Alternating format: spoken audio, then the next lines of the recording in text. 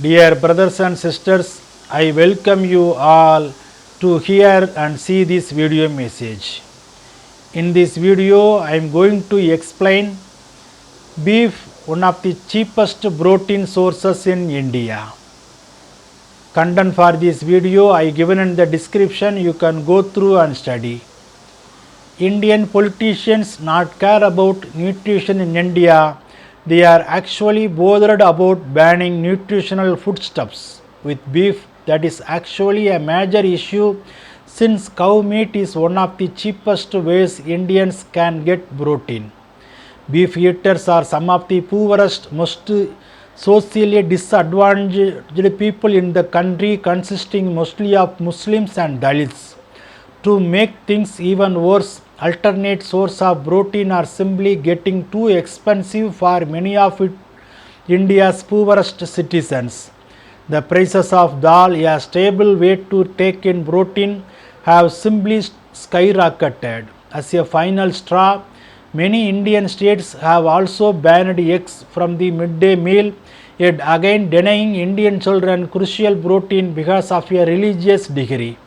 In 2008, the Taliban tried to stop girls from going to school in Swat, Pakistan, a move that now Nobel laureate Malala Yousafzai resisted and got shot for doing so. Comparing something to the Taliban is almost another version of Godwin's law and risk being dismissed as hyperbole.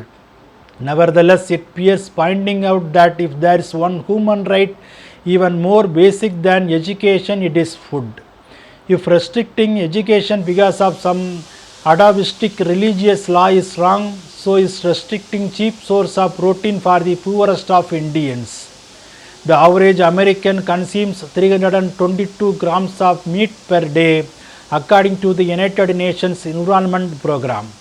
A person in Europe consumes a little more than 200 grams per day. One in China about 160 grams per day, and in India only 12 grams per day.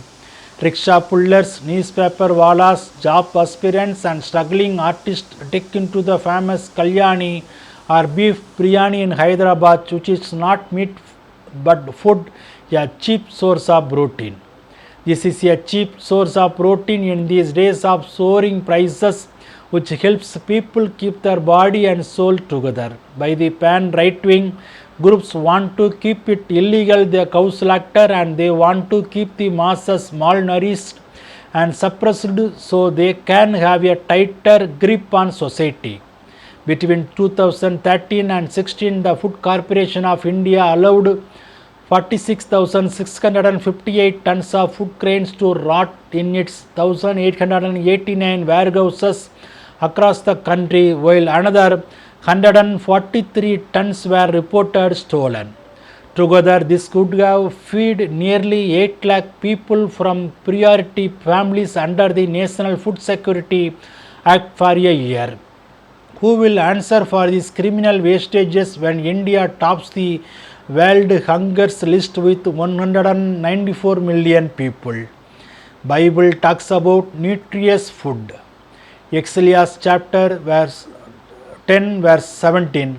But it is very good for a country if the king comes from a good family, and it is very good for a country if the rulers control their eating and drinking. They eat and drink to become strong, not to become drunk.